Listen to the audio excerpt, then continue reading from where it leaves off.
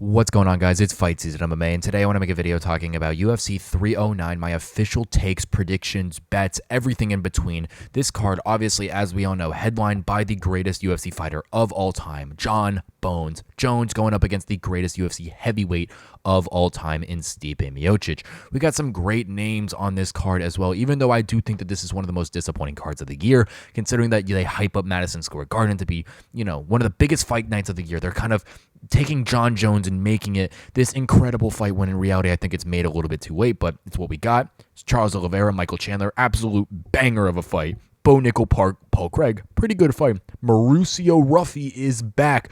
Jonathan Martinez versus Marcus McGhee, massive implications in the bantamweight division. Also, Jim Millo's back. We got Marcin Tybura. There's a lot of good individuals on this card, and I kind of want to talk about all of them, but I'll give you guys my official predictions on this card, who to look out for, what to watch, and genuinely what to kind of keep up with, considering that UFC 309 is a very interesting card that a lot of people are going to be watching. But if you guys enjoy the UFC content, please have a like, comment, and subscribe. That's the best way to help the channel grow. And while you're down there, please turn on the post notifications, just so you guys are always notified about UFC content releasing every single day. But without further ado, let's jump right into the video talking about UFC 309, my official picks, predictions, and bets on this card. So UFC 309 has a couple prospects and a couple fights to watch. I think the prospect to probably watch in this card is Mauricio Ruffy. Mauricio Ruffy is such a good fighter. He comes from that Fighting Nerds camp, and man, that guy is going to go in there and absolutely just absolutely rock James Llontop. I don't see any way that he wins this one, but Mauricio Ruffy, I think, is going to go in there and ultimately get the win. I think another prospect to watch in this card is Marcus McGhee. Marcus McGhee is an incredible fighter, and he's one of my favorite fighters to watch inside the UFC. He's got great ground game. He's also an incredible striker. He comes from the MMA lab down there with Sean O'Malley, Jared Cannonier, Kyler Phillips, Mario Bautista, a lot of those fighters kind of in that bantamweight and smaller division, with a couple exceptions, obviously, like Cannonier. But those are some great fights. I think my fight of the night is either going to be Jonathan Martinez versus Marcus McGhee. That's a banger of a fight. Or the co-main event being Charles do Bronx Oliveira versus Michael Chandler. That is a very close fight that we'll go in there and break down. But when that comes to it, we'll kind of talk about it. But let's start firstly actually breaking down that Jonathan Martinez versus Marcus McGhee fight. I think Marcus McGhee is going to go in there and kind of dismantle and systematically break down Jonathan Martinez. Now, the odds do have it in favor of Marcus McGhee, -135 to +114. And I do think that that is a very good and very accurate prediction for this fight. I do think that this is going to be a 3-round decision. And Jonathan Martinez's last fight, he fought at UFC 301 in the co-main event, where he fought Jose Aldo Jr., the King of Rio, in Rio de Janeiro in Brazil. And I do think that that was a very hard fight for Jonathan Martinez to win, going into enemy territory and this and that. But he's got an absolute killer on his hands in Marcus McGhee, and I do think that McGhee is going to go in there and take his number 13. I do like the odds at the -135 to bet on this fight. I do think that this is going to be, yes, it's going to be a close fight, but I do think that Marcus McGhee is going to show that there's levels to this, and genuinely seeing McGhee fight in Madison Square Garden rather than the UFC Apex is something incredible to see, because he deserves to get a massive fan base and crew out there to watch him. Marcus McGhee would be the first person I think I would add to my parlay, and I would say Marcus McGhee by decision most likely, but I could also see Marcus McGhee winning by KO. Next off, I want to do Mauricio Ruffy versus James Llontop. I got Mauricio Ruffy. Mauricio Ruffy is an absolute killer, man. He goes in there. He's one of the most fun, dynamic strikers inside the UFC right now. He's got so much going from him, that Fighting Nerds camp. In his last one, he looked amazing at UFC 301, man. Like, he absolutely went in there and destroyed Jamie Malarkey in his last one. And man, Mauricio Ruffy is going to be a fighter inside this lightweight division who's going to be active. He's going to go in there and absolutely finish people. And genuinely, I do think that he is going to be an incredible fighter inside the organization. And I truly think that Mauricio Ruffy is going to get this win. Now, yes, I would put him on your bet because I think he's a guarantee must win for this card. He's a -850 to a +575, and I do think those odds clearly reflect what's going to go on here. Now, -850 is massive, but I do think that he is going to comfortably get the win in this fight. I'm going to say Mauricio Ruffy by second round KO.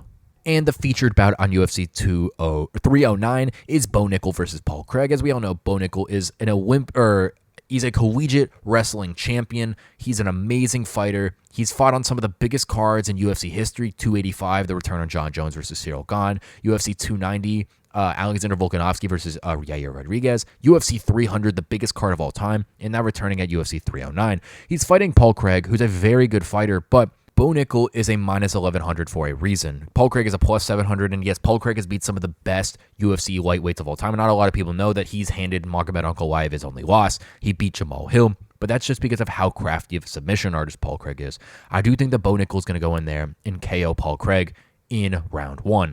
I don't think it's going to be right away. I could see that they're being possibly in round 2 or round 3, but I don't think Bo Nickal is going to want to go to the ground with Paul Craig or put him in a situation to where he would get submitted. I think Paul Craig is a very dangerous fighter on the ground, and a very good example of that would be watching the Brendan Allen fight.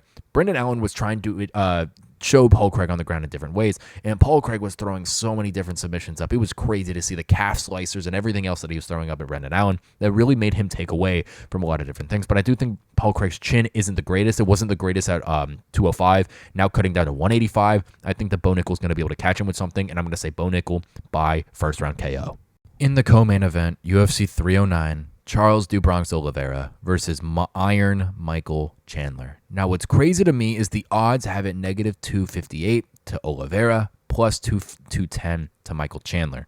I think that this fight is an absolute toss-up. And the reason I say that is Charles Oliveira had recently fought at UFC 300. Michael Chandler's last fight was at UFC 281. Michael Chandler had dealt with a lot of injuries, and then he was supposed to fight Conor McGregor sometime last year, never ended up coming through.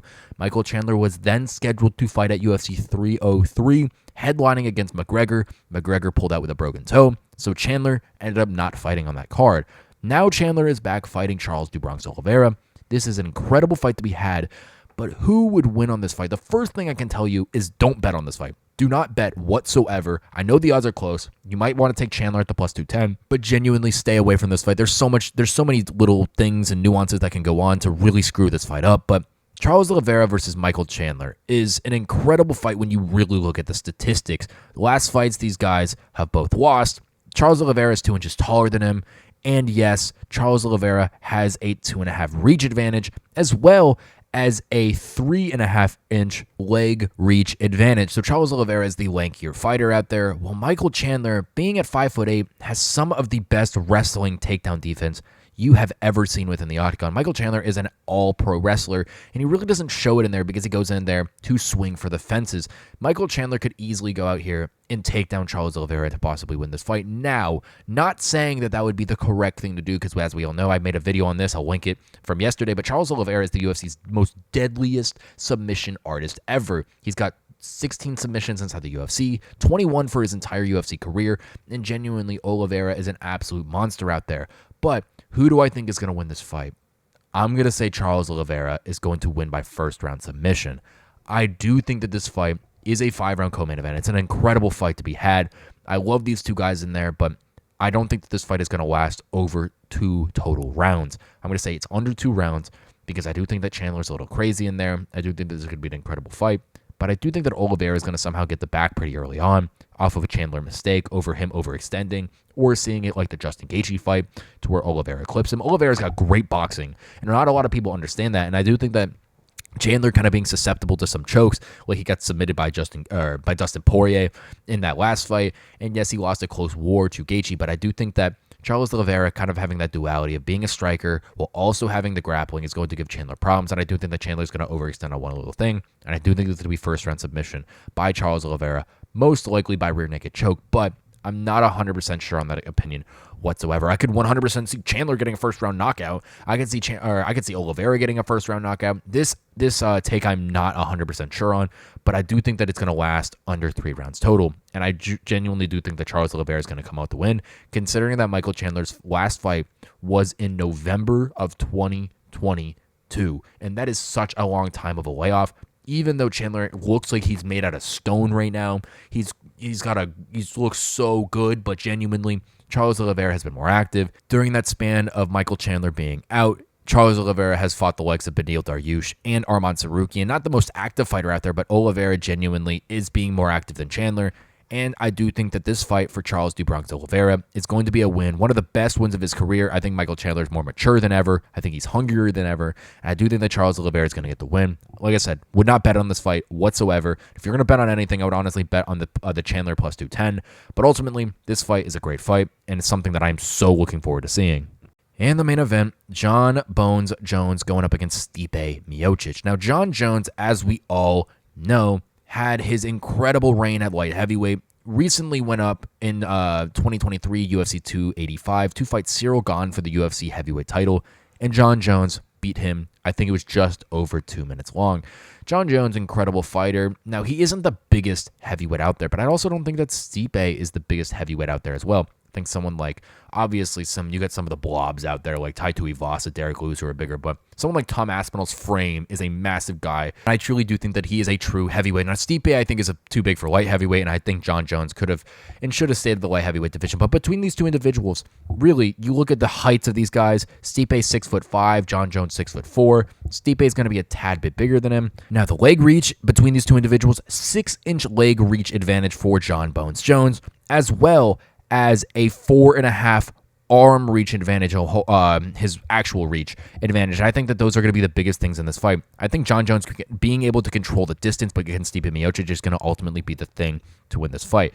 Now, Jon Jones is a minus 650 favorite. Stipe is plus 445. And I completely disagree with those odds, considering that this is the UFC heavyweight division. I don't see any fight in the heavyweight division that should be so one-sided to one individual, unless if it was Tom Aspinall really fighting an unranked opponent, or Cyril Gane fighting an unranked opponent, because they're so technical in what they do to where someone who would be so unskilled and unmatched couldn't really be able to do it. And even then, Jon Jones fighting an unranked opponent, someone like that, it would have to be something crazy. But as we all know, Stipe is old. He is 42 years old. A really, really question mark in this fight, but I still don't think you can count Stipe out by that much. But needless to say, I am picking Jon Jones to win this fight, and I'm going to say Jon Jones is going to get the second round submission over Miocic. I don't think that this is going to be a lot better of a fight than Cyril Gane. I do think Jon Jones is going to still look dominant in there,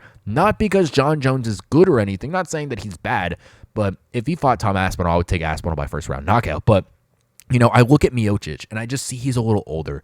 I don't know what his body's going to be doing in there. I don't know exactly what's going to be going on. And Jon Jones, on the other hand, is a lot younger. If you look at Jon Jones' UFC career, yes, he's been in the organization for such a long time, but Jon Jones and Alex Pereira are the same age, and that's crazy to say considering that Jon Jones has fought in the UFC for, I don't know, God knows how long, 14 years or some crazy thing.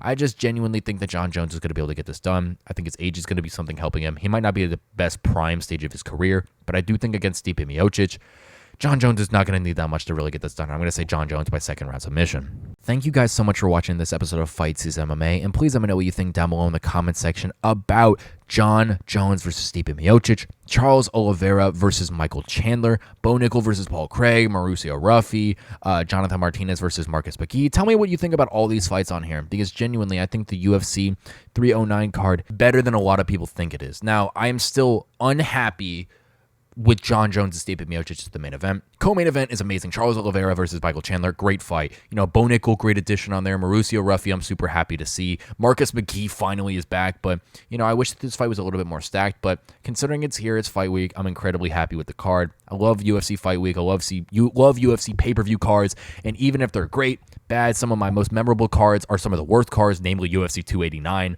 But genuinely, I think the UFC pay-per-view event, Charles Oliveira, Michael Chandler is the co-headliner, Jon Jones versus Stipe Miocic is the main event, is going to be one that doesn't disappoint. Thank you guys so much for watching this episode of Fights is MMA. Please leave a like, comment, and subscribe if you guys enjoy the UFC content. And while you're down there, please turn on the post notifications just so you guys are always furtherly notified about future UFC content releasing each and every day. Thank you guys so much for watching, and I will catch you guys very soon with more UFC content and news.